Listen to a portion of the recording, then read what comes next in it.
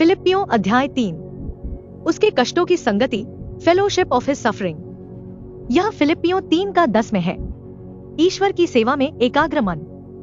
पौलुस के पास वह था। क्या हम एक विश्वासी क्रूस का शत्रु हो सकता है? खैर, मैं सही ढंग से विभाजित करने से पहले क्रूस का दुश्मन हुआ करता था, और इसलिए मैं आपको इसके बारे में बताने जा रहा हूँ। और हम स्वर्ग में क्या करने जा रहे हैं? तो मेरे पास आपके लिए एक प्रश्न है। हम धार्मिकता कैसे अर्जित करें? खैर, इसका जवाब यह है कि हमें इसकी जानकारी नहीं है। आप यह जानते होंगे कि पापी नरक में जाते हैं, लेकिन आप यह नहीं जानते होंगे कि कोई भी इतना अच्छा नहीं है कि स्वर्ग जा सके। हम धार्मिकता अर्जित नहीं कर सकते। यह एक उपहार है।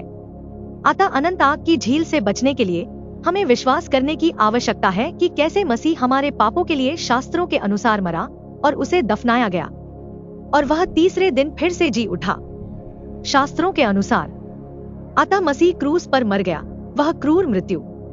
उसने हमारे पापों और रहस्यों के लिए भी अपना खून बहाया, और फिर उसे उस कब्र में दफना दिया गया, और तीसरे दिन वह फिर से जी उठा। प्रथम कुरिन्थियों 15 का 3 और 4। यदि आप इस बात के लिए आश्वस्त नहीं हैं कि आपको बचाया गया है, तो रोमियो के अध्याय 1 से 5 तक बार बार पढ़े, जब तक कि आप आश्वस्त न हो जाएं कि आपको बचाए गए हैं। क्योंकि इस पाठ में हम यह पता लगाने जा रहे हैं कि आप जानते हैं, धर्म बनाम रिश्ते पौलुस के पास शरीर पर भरोसा करने का कारण था, लेकिन वह इस तरह से अनंत जीवन प्राप्त नहीं कर सकता था। अतः वह इब्रानियों का इब्रानी था, अर्थात उसके माता पिता दोनों इब्रानी थे। 8वें दिन उसका खतना किया गया। वह इस्राएल के वंश बिन्यामीन के गोत्र का था और व्यवस्था का पालन करता था। वह एक फरीसी था और अपने जोश के साथ साथ उसने छोटे झुंड को भी सताया। पतरस का समूह। और जहाँ तक व्यवस्था का प्रश्न था, वह निर्दोष था, क्योंकि वह सदैव अपने पापों के लिए सही बलिदान चढ़ाता था। परंतु उसने इन सब बातों को इसलिए पूरा समझा कि वह मसीह के साथ संबंध रखना और उसे जानना चाहता था। अतः जो प्रभु से जुड़ा है वह एक आत्मा है। प्रथम कुरिन्थियों 6 का 17। अतः विश्वासी मसीह के साथ आत्मिक एकता के द्वारा ईश्वरीय बनता है, न कि शरीर में धार्मिक प्रयास के द्वारा। अतः पौलुस को पता चला कि न केवल मसीह उसके लिए मरा, बल्कि रोज में दफनाया गया, बल्कि वह मसीह के साथ मर गया, और जब मसीह को दफनाया गया तो उसे भी दफनाया गया, और जब मसीह जी उठे तो वे जी उठे। अतः अब अपने अंदर आत्मा के साथ वह उन लोगों के प्रति अपनी सेवकाई में रहस्य के प्रकाशन के अनुसार मसीह की सेवा कर सकता है जो स्वर्ग में रहते हैं। तो आइए इस पर संक्षिप्त नजर डालें। पिछली बार अध्याय 2 में हमने पाया था कि हमारी बाइबल सरल हो गई है। नीले पृष्ठ मसीह के शरीर के लिए हैं, और लाल पृष्ठ पृथ्वी पर रहने वाले विश्वासियों के लिए हैं, क्योंकि बाइबल में निर्देशों के 2 सेट हैं। अतः बाइबल को बाइबल की पुस्तकों के क्रम के आधार पर एक समय रेखा में व्यवस्थित किया गया है। उत्पत्ति से प्रेरितों के काम 9 में उन लोगों के लिए समय बताया गया है जो पृथ्वी पर रहेंगे। यह इस्राएल के लिए भविष्यवाणी है। रोमियो से फिलेमोन उन लोगों के लिए जानकारी है जो स्वर्ग में रहेंगे। यही मसीह की देह का रहस्य है। फिर हमारे चले जाने के बाद परमेश्वर इस्राएल के साथ अपने व्यवहार को जारी रखेगा और इब्रानियों में इस्राएल के लिए और अधिक भविष्यवाणियों तथा प्रकाशनों के साथ पुनः आरंभ करेगा। यह तो आने वाले युगों की बात है, लेकिन हम पर अब में रह रहे हैं।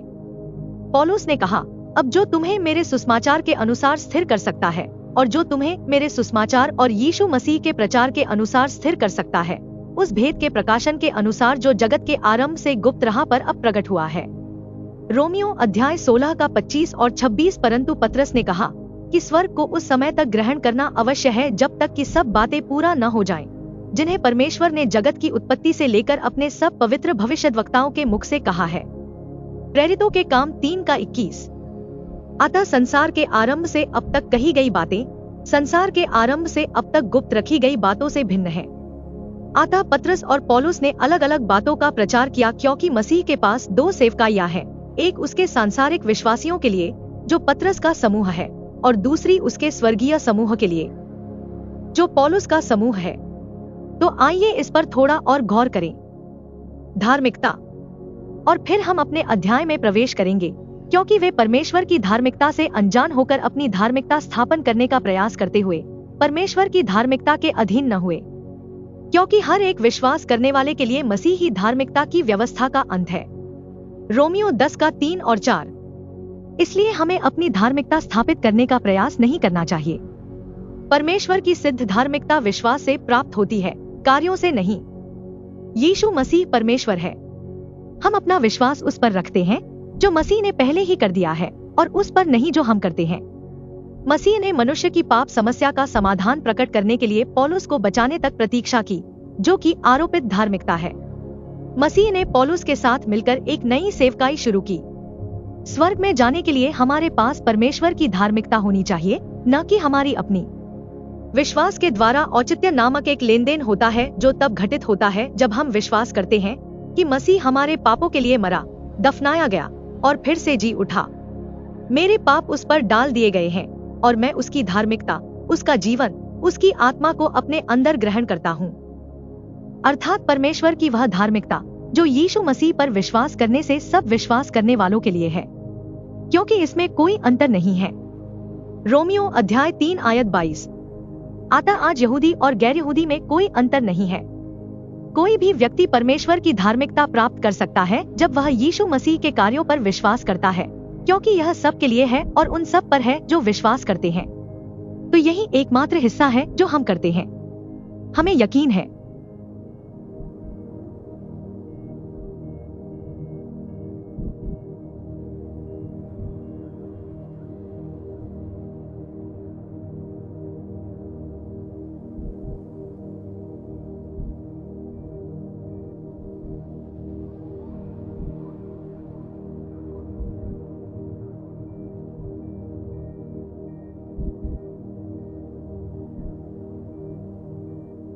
तो रोमियो में 3, मेरा मतलब है कि 4 खंड है। पहला भाग, औचित्य, हमारा खड़ा होना या बचाया जाना है, और यह रोमियो 1 से 5 में है कि मसीह हमारे पापों के लिए मरा, दफनाया गया और जी उठा। फिर 6 से 8वें तक यह हमारी अवस्था या पवित्रीकरण है, परमेश्वर के प्रति हमारी सेवा है कि न केवल वह हमारे लिए मरा, बल्कि जब मसीह मरा तो मैं भी मर गया। जब उसे दफनाया गया, जब वह उठे तो मैं दफन हो गई, मैं उठी। अब मुझ में उसकी आत्मा के साथ मैं परमेश्वर की सेवा कर सकता हूँ। इस अध्याय में हम इस पर विचार करेंगे। अंत में, हे मेरे भाइयों, मैं तुम्हें यही बातें लिखने में प्रभु में आनंदित हूँ। मेरे लिए तो यह कोई कष्टकारी बात नहीं है, परंतु तुम्हारे लिए यह सुरक्षित है। वही बातें हैं जो मसीह ने जो किया है उसमें आनंदित होना और उस शुभ समाचार को बांटने की संगति में भाग लेना जो मसीह ने पौलुस के द्वारा हमें दिया है, और यह परमेश्वर की सेवा है। अब पौलुस चेतावनी देता है, कुत्तों से सावधान रहें, बुरे कर्मचारियों से सावधान रहें, खतना से सावधान रहो, क्योंकि खतना वाले तो हम ही हैं जो परमेश्वर की आत्मा से आराधना करते हैं और मसीह यीशु पर आनंदित होते हैं और शरीर पर भरोसा नहीं रखते। अतः कुत्ते अविश्वासी अन्य जाति है। बुरे कार्यकर्ता वे हैं जो पौलुस का विरोध करते हैं, और रियायत वे हैं जो अनावश्यक रूप से काटने या काटने की वकालत करते हैं, क्योंकि खतना मसीह के शरीर के निर्देशों का हिस्सा नहीं है। हमारा खतना उद्धार के लिए परमेश्वर की ओर से एक आत्मिक क्रिया है, ताकि हम परमेश्वर की सेवा कर सकें, क्योंकि रोमियो 6:3 और 4 में पौलुस ने लिखा, क्या तुम नहीं जानते कि हम में से जितने मसीह में बपतिस्मा लिए गए वे उसकी मृत्यु का बपतिस्मा लिए? अतः हम क्रूस पर उसकी मृत्यु से पहचाने जाते हैं। इसलिए उस बपतिस्मा अर्थात मृत्यु की पहचान से हम उसके साथ गाड़े गए, ताकि जैसे मसीह पिता की महिमा के द्वारा मरे हुओं में से जिलाया गया, वैसे ही हम भी नए जीवन की सी चाल चलें। तो ये है रोमियो 6:3 और 4। अतः हम उसके क्रूस के कार्य के साथ पहचाने जाते हैं, ताकि हम अपने जीवन में नहीं बल्कि उसके जीवन में, जीवन की नवीनता में चल सकें। शैतान मसीह के शरीर को प्रभावशाली ढंग से परमेश्वर की सेवा करने से रोकना चाहता है, इसलिए वह मसीह के कार्य में शरीर के कामों को जोड़ता है, हमारे आत्मिक बपतिस्मा में जल को जोड़ता है, मसीह की मृत्यु, दफनाए जाने और पुनरुत्थान के साथ हमारी पहचान को जोड़ता है और पतरस और पौलुस को मिला देता है। हमारा भरोसा मसीह यीशु मसीह ने कलवरी पर जो किया और जो वह हमारे द्वारा कर रहा है उस पर है, न कि स्वयं पर। अब पौलुस अपने धार्मिक कार्यों की तुलना परमेश्वर के जीवित पुत्र के साथ अपने व्यक्तिगत संबंध से करेगा। यद्यपि मुझे शरीर पर भी भरोसा हो सकता है, यदि किसी अन्य को लगता है कि मेरे पास शरीर पर भरोसा करने के लिए कुछ है, तो मैं इस्राएल के वंश, बिन्यामीन के गोत्र और इब्रानियों के इब्रानी और व्यवस्था के विषय में फरीसी होने के कारण 8वें दिन खतना हुआ हूँ। उत्साह के विषय में कलीसिया को सताने के विषय में और धार्मिकता के विषय में जो व्यवस्था में निर्दोष है। इसलिए बाइबल में एक से अधिक कलीसियाएं हैं। यह मसीहाई कलीसिया थी जिसका वह उत्पीड़न कर रहा था, अर्थात मसीह की देह का नहीं, परंतु जो वस्तुएं मेरे लिए लाभप्रद थी, अर्थात जिन्हें मैं मसीह के लिए हानि समझता था, उन्हीं को मैंने मसीह के लिए हानि समझा। तो यह भूतकाल है, हाँ निःसंदेह। और मैं अपने प्रभु मसीह यीशु की पहचान की उत्तमता के कारण सब बातों को हानि समझता हूँ। तो यह भूतकाल है, हाँ निःसंदेह। और मैं अपने प्रभु मसीह यीशु की पहचान की उत्तमता के कारण सब बातों को हानि समझता हूँ। तो वह गिनती करता है। यह वर्तमान काल है जिसके कारण मैंने सब वस्तुओं की हानि उठाई और उन्हें कूड़ा समझता हूँ, जिससे मैं मसीह को प्राप्त करूं। इसलिए यीशु मसीह ने हमें बचाने के लिए दुख उठाया, परंतु प्रेरित पौलुस ने सुसमाचार फैलाने के लिए दुख उठाया। इसलिए मसीह की देह थोड़ी सी पीड़ा सह सकती है, जैसा पौलुस ने कुलुस्सियों की पत्री में लिखा है, जिसके विषय में मैं पौलुस जो सेवक बना, अब उन दुखों के कारण जो तुम्हारे लिए उठाता हूँ आनंदित होता हूँ, और मसीह के क्लेशों की जो घटी हुई है उसे उसकी देह के लिए अर्थात कलीसिया के लिए अपनी देह में पूरी करता हूँ। अतः मसीह की कलीसिया के शरीर यीशु मसीह ने हमें बचाने के लिए दुख उठाया, परंतु अब पौलुस मसीह के उन क्लेशों से पीड़ित है जो रहस्यपूर्ण रीति से हमारे लिए जानकारी लाने के लिए पीछे छोड़ दिए गए हैं। जो 13 पत्रियां उसने लिखी, वे हमें इसलिए लिखी कि हम अपने सिद्धांत दें और उसमें पाए जाएं, न कि अपनी उस धार्मिकता के साथ जो व्यवस्था से है, वरन उस धार्मिकता के साथ जो मसीह पर विश्वास करने के कारण है और परमेश्वर की ओर से विश्वास करने पर मिलती है। अतः पौलुस मसीह की धार्मिकता चाहता है, न कि अपनी। हमारे प्रभु यीशु मसीह ने मानवजाति के लिए पिता का आज्ञाकारी सेवक बनने की इच्छा से स्वयं को क्रूस पर मृत्यु तक दीन किया। इसलिए हमें दूसरों को बचाने के लिए कष्ट सहने के लिए तैयार रहना चाहिए। हमारी स्थिति उत्तम है, यही हमारी स्थिति है। हमारा राज्य हमारा व्यावहारिक मार्ग है और इसे हमारी स्थिति के अनुरूप होना चाहिए। मसीह में हमारा स्थान पूर्ण है, परंतु व्यवहार में हम पूरी तरह उसके समान नहीं हैं, और उसी में जो सारी प्रधानता और सामर्थ का शिरोमणि है संपूर्ण हो। कुलुस्सियों 2:10। प्रेरित पौलुस हमारा नमूना मसीह को गहरे स्तर पर पहचानना और उसके अनुरूप होना चाहता है। हमारा चलना हमारी सेवा का जीवन है। चलिए आगे बढ़ते हैं, क्योंकि पौलुस 5 चीजों का उल्लेख करने जा रहा है जिससे मैं उसे जान सकता हूँ। यह पहली बात है। इसलिए यीशु मसीह ने प्रार्थना करते समय कहा, और यह है कि अनंत जीवन, कि वे तुझ अद्वैत सच्चे परमेश्वर को और यीशु मसीह को जिसे तूने भेजा है जाने। यूहन्ना 17:3। इसलिए हमारा शाश्वत जीवन पिता को जानना है और यीशु मसीह जिसे पिता ने भेजा था, आप जानते हैं, हमारे लिए मरे। इसलिए हम यीशु मसीह को जानना चाहते हैं और हम उसे परमेश्वर के वचन का अध्ययन करके जानते हैं। सही ढंग से विभाजित हम सभी किंग जेम्स बाइबल का अध्ययन करते हैं, जो भयावह दृष्टिकोण से सही ढंग से विभाजित है, जहां से हम हैं। परंतु अब पौलुस उसे जानना चाहता है। यह नंबर 1 और नंबर 2 है, और उसके पुनरुत्थान की शक्ति, और नंबर 3 और उसके कष्टों की संगति। ठीक है, हम उसके दुखों में सहभागी होना चाहते हैं ताकि परमेश्वर की इच्छा पूरी हो सके और उसकी मृत्यु तक उसके अनुरूप बने रहें। पौलुस अपनी मृत्यु के साथ तादात्म्य स्थापित करना चाहता है ताकि किसी भी तरह से मैं मृतकों के पुनरुत्थान तक पहुंच सकूं। अतः पौलुस मृतकों के पुनरुत्थान को प्राप्त करना चाहता है। पौलुस न केवल शारीरिक रूप से पुनर्जीवित होना चाहता है, बल्कि वह अपने व्यवहार में भी पुनर्जीवित होना चाहता है। परमेश्वर की सेवा में पौलुस क्रूसित और पुनर्जीवित जीवन जीना चाहता है। मैं मसीह के साथ क्रूस पर चढ़ाया गया हूँ, फिर भी मैं जीवित हूँ, तो भी मैं नहीं, वरन मसीह मुझ में जीवित है। इस प्रकार हम परमेश्वर की सेवा करते हैं, जिसमें मसीह हमारे अंदर रहता है, और वह जीवन जो मैं अब देह में जीता हूँ, मैं परमेश्वर के पुत्र पर विश्वास करके जीवित हूँ, जिसने मुझसे प्रेम किया और मेरे लिए अपने आप को दे दिया। तो यह हमारा औचित्य है। मसीह ने अपने आप को हमारे लिए दे दिया, इसलिए अब हम उसके विश्वास से जी सकते हैं। यह पूर्ण पहचान है।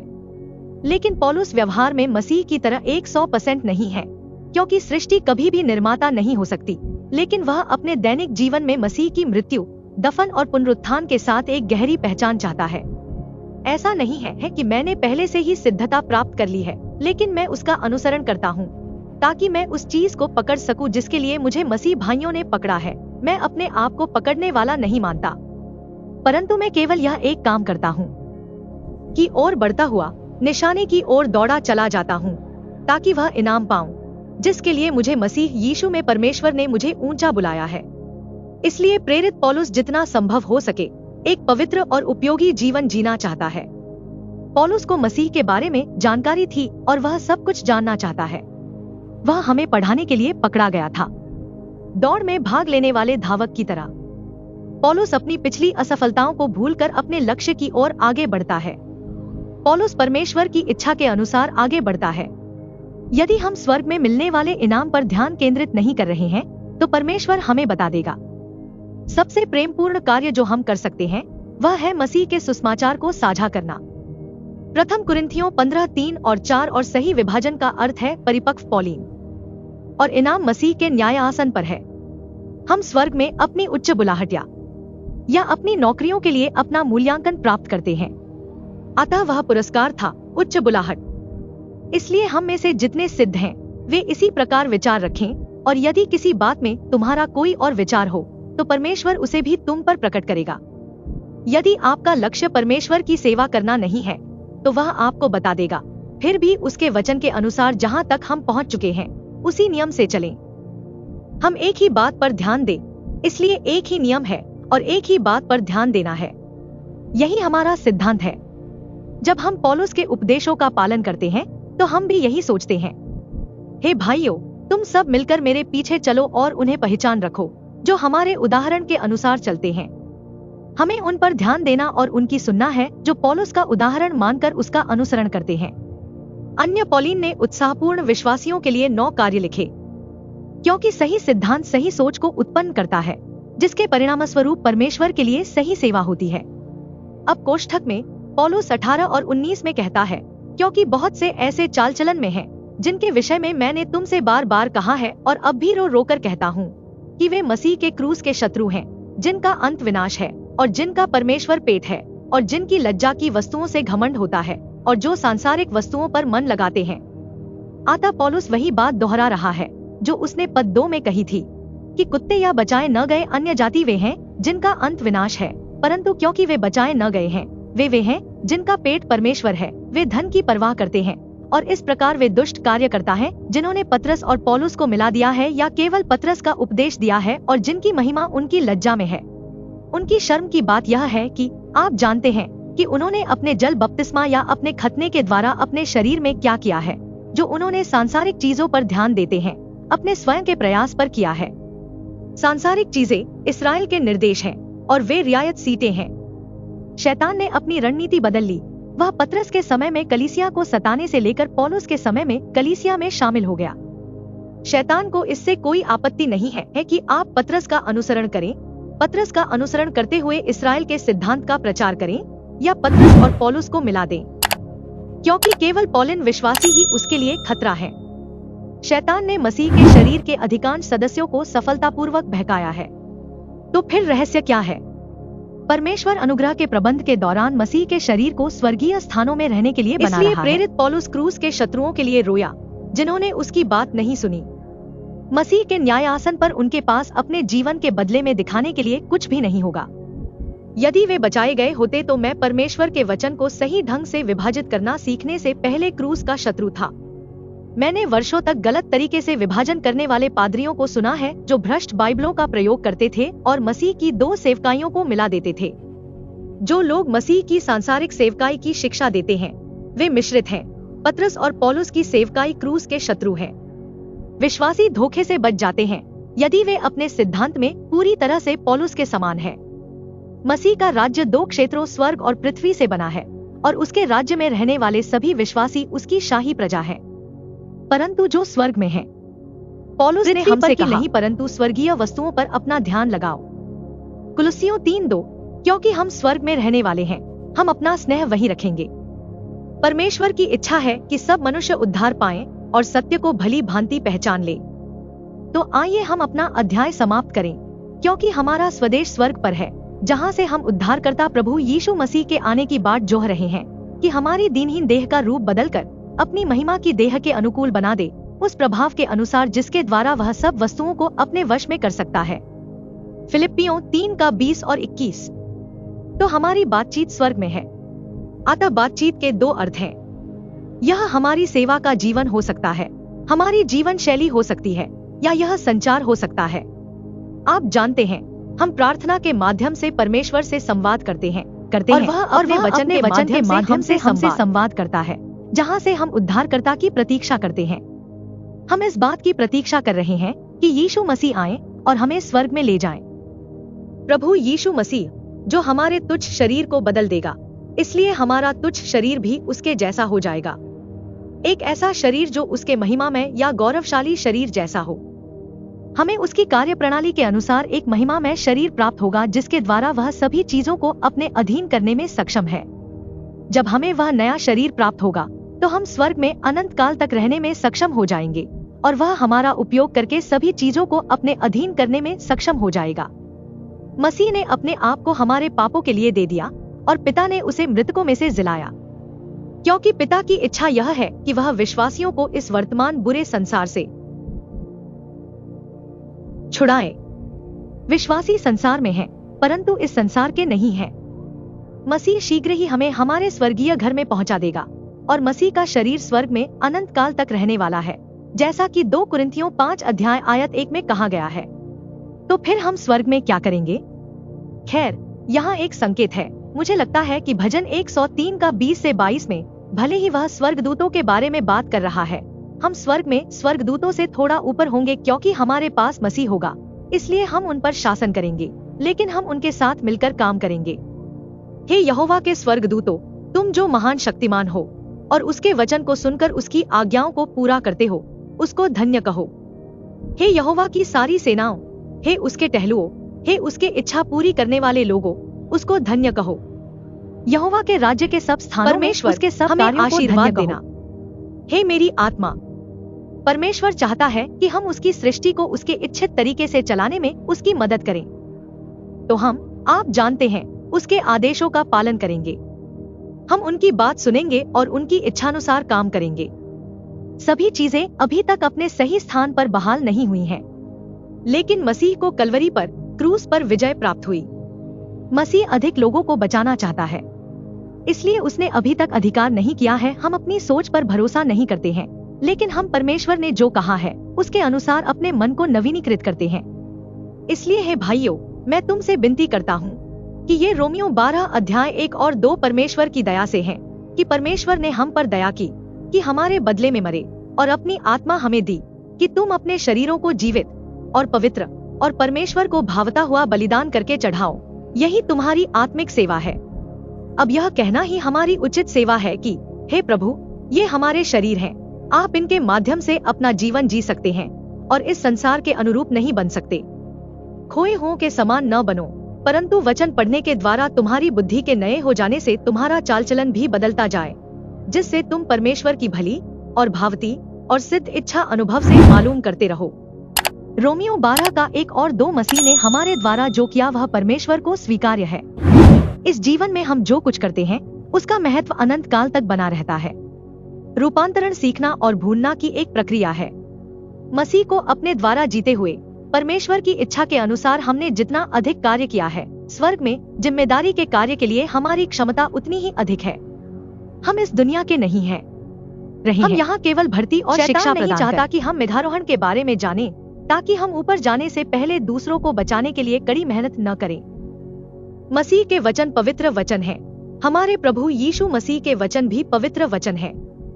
पौलुस ने जो लिखा, परमेश्वर ने उसके वचन को सुरक्षित रखा और किंग जेम्स बाइबल में उसका उत्तम अनुवाद किया। अब इजराइल के बारे में क्या? क्योंकि कभी कभी जब हम यह देखते हैं कि परमेश्वर ने इस्राएल से क्या कहा, तो इससे हमें अपने निर्देशों को बेहतर ढंग से जानने में मदद मिलती है। तो आइए हम इस्राएल के निर्देशों पर एक संक्षिप्त नजर डालें। दानिएल 9 का 24 से 27 तक में गब्रिएल ने दानिएल से कहा, तेरे लोगों और तेरे पवित्र नगर के लिए 70 सप्ताह ठहराए गए हैं कि अपराध का अंत हो और पापों का अंत हो और अधर्म का प्रायश्चित हो और सदा की धार्मिकता प्रकट हो और दर्शन और भविष्यवाणी पर मुहर और भविष्यवाणी पूरी की जाए और परम पवित्र का अभिषेक किया जाए। सबसे पवित्र मसीहा राजकुमार यीशु मसीह है, इसलिए जान लो और समझ लो कि यरूशलेम को पुनः स्थापित करने और बनाने की आज्ञा के जारी होने से लेकर राजकुमार मसीहा तक 7 सप्ताह होंगे। ठीक है, तो यह सप्ताह या वर्ष है, तो यह 49 वर्ष 60 और 2 सप्ताह है। तो 3 एक अंक 20 है, तो 3 अंक 60 प्लस 2 सप्ताह 62 सप्ताह या 434 वर्ष है। सड़क फिर से बनाई जाएगी और दीवार भी मुश्किल समय में ही बनाई जाएगी। इस दीवार का निर्माण नहमायाह के समय में कठिन समय में किया गया था और नहमायाह 26 से इसकी शुरुआत होती है।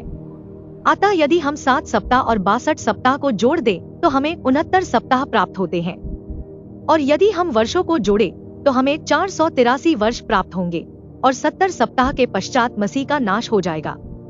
तो वह आएगा और फिर मर जाएगा, लेकिन अपने लोगों के लिए नहीं। यह लोअर केस है।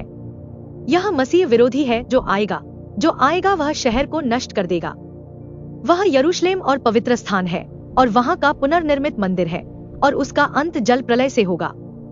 अतः बाढ़ एक सेना भी हो सकती है या पानी भी हो सकता है, और युद्ध के अंत तक विनाश निश्चित है, और वह 1 सप्ताह तक बहुतों के साथ वाचा को दृढ़ करेगा। तो ये है पिछले 7 साल, और सप्ताह के मध्य में वह बलि और अन्नबलि बंद कर देगा, और घृणित कामों के फैलने के कारण वह इसे तब तक उजाड़ कर देगा जब तक कि अंत न आ जाए, और जो निर्धारित किया गया है उसे उजाड़ पर डाला जाएगा।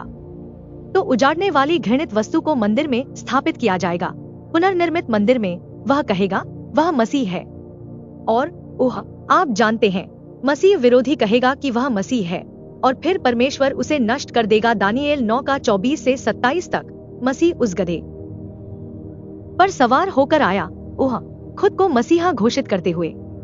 तो आइए इन वर्षों पर नजर डालें। दानियेल 9 का 24 से 27 तक के 490 वर्षों पर। प्रथम 49 वर्ष वह हैं जब बेबीलोन में इसराइलियों की बंदी बनाए जाने के बाद यरूशलेम के मंदिर की दीवार का पुनर्निर्माण किया गया। इसके बाद 400 वर्षों तक मौन रहा, जैसा कि आमोस 8 का 11 में उल्लेख है, यूहन्ना बैप्टिस्ट तक। फिर 1834 में राजा के रूप में ईसा मसीह पाम संडे के दिन उस गधे पर सवार होकर आए, और यह 483 वर्ष था। तो 7 साल कम है। तो ये 7 साल का क्लेश होगा। दानियेल की समयरेखा के अंतिम 7 साल। क्लेश तब शुरू होता है जब मसीह विरोधी खोए हुए इसराइल के साथ 7 साल का समझौता करता है। क्लेश के संतों के पास यह जानने के लिए अधिक समय नहीं होगा कि क्या हो रहा है। इस प्रकार बाइबल के विषय में उनका ज्ञान बढ़ेगा। फिर परमेश्वर चाहेंगे, लेकिन मसीह का पहले यहाँ आगमन होगा।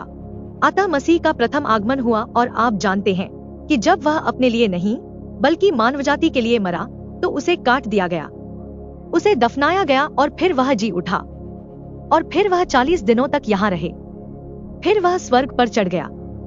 प्रेरितों के काम 2 में उसने पतरस और छोटे झुंड पर पवित्र आत्मा को भेजा।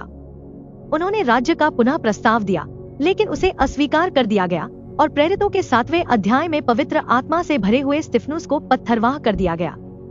इसलिए प्रेरितों के काम 9 में परमेश्वर ने क्लेश भेजने के बजाय प्रकट होकर तरसुस के शाऊल को बचाया। तो आइए इस पर एक नजर डालें, क्योंकि परमेश्वर का उद्धार करने वाला अनुग्रह सब मनुष्यों पर प्रकट हुआ है। तीतुस 2 का 11। अतः पौलुस के लिए यह दर्शन संपूर्ण मनुष्यों की सेवकाई है, और यह परमेश्वर के अनुग्रह का परिचय, जब खोए हुए अन्य जाति सीधे यीशु मसीह पर विश्वास कर सकते हैं और उसकी आत्मा को प्राप्त कर सकते हैं, और इस्राएल के याजकों की सहायता के बिना बचाए जा सकते हैं। अतः इस्राएल के लिए समय की परिपूर्णता तब है जब यीशु मसीह पाम संडे के दिन गधे पर सवार होकर यरूशलेम में आए और स्वयं को मसीहा राजकुमार घोषित किया। नहमायाह द्वारा दीवार का निर्माण पूरा करने के 483 वर्ष बाद हम दानियेल द्वारा बताई गई 490 वर्ष की समय सीमा के अंतिम 7 वर्षों के बीच के अंतराल में रह रहे हैं। तो आइए देखें कि इस दरवाजे के पीछे क्या है। इसलिए दानियेल परमेश्वर के रहस्य के बारे में नहीं जानता था। पौलुस को लगभग 2000 वर्षों से यह बात पता थी। तो अब आगे क्या है? हम उस धन्य आशा और महान परमेश्वर और हमारे उद्धारकर्ता यीशु मसीह के महिमामय प्रकटन की प्रतीक्षा कर रहे हैं। तीतुस 2 परमेश्वर और उद्धारकर्ता है, और यह एक और उपस्थिति है। यह यीशु मसीह का दूसरा प्रकटन है। अतः एक यहाँ प्रेरितों के काम 9 में पौलुस के सामने प्रकट हुआ, और दूसरा प्रकट हुआ और भविष्यवाणी की कि वह मसीह की देह को उठा ले जाएगा और हमें मसीह के न्याय आसन के पास ले जाएगा, और फिर हमें पिता के सामने प्रस्तुत करेगा। क्योंकि हम मसीह के दिन की 3 घटनाओं को देख रहे हैं, अर्थात स्वर्गारोहण, मसीह का न्यायासन और पिता के सामने प्रस्तुत किया जाना। अतः हम उस स्वर्गारोहण की प्रतीक्षा कर रहे हैं जब वह हमारे सामने प्रकट होगा। हमारा नया जीवन यह नहीं चाहता कि कोई भी व्यक्ति स्वर्गारोहण के समय पीछे छूट जाए या अनुग्रह के वितरण से अनभिज्ञ रह जाए। तो अब हम उस कीमत की प्रतीक्षा कर रहे हैं जो हमें मसीह के न्यायासन पर मिलेगी। और फिर यहाँ कहा गया है कि वह हमें प्रस्तुत करने जा रहा है कि वह इसे यही कलीसिया है जो स्वयं के लिए महिमामय कलीसिया है, जिसमें न दाग, न झुर्री, न ऐसी कोई चीज हो, बल्कि वह पवित्र और निष्कलंक हो।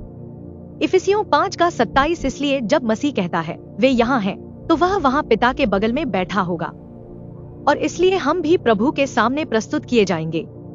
अतः मसीह विरोधी यह नहीं कह सकेगा कि वह दानियेल के समय के अनुसार आया था, क्योंकि वह क्लेश के मध्य में आकर स्वयं को स्थापित करेगा।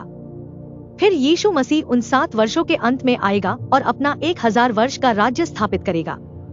तो मैं आपको बस एक और श्लोक दिखाना चाहता हूँ और फिर हमारा काम पूरा हो जाएगा। इस्राएलियों से कहे कि तुम निश्चय मेरे विश्राम दिन को मानना, क्योंकि यह मेरे और तुम्हारे बीच एक निशानी है।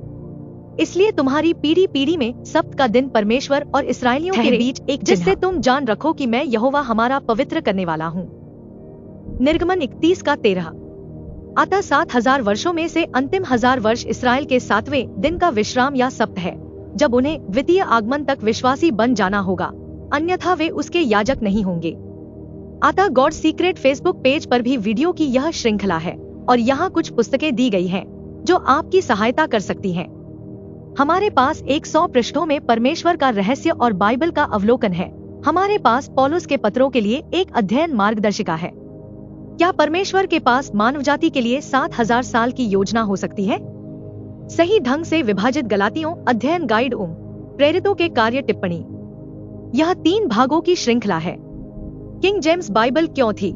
जानिए क्यों किंग जेम्स बाइबल पवित्र बाइबल है। हमारे पास फिलिप्पियों, कुलुस्सियों, फिलेमोन, कमेंट्री और सही ढंग से विभाजित फिलिप्पियों अध्ययन गाइड है। ये दोनों फिलिप्पियों पर टिप्पणियां हैं। कैसे बचा जाए, सरल कैसे बनाया जाए, और क्यों पृथ्वी निराकार और अंधकारमय है। इसलिए हमारी पुस्तकें सत्य के ज्ञान तक पहुंचने में तेजी लाने में मदद करती हैं।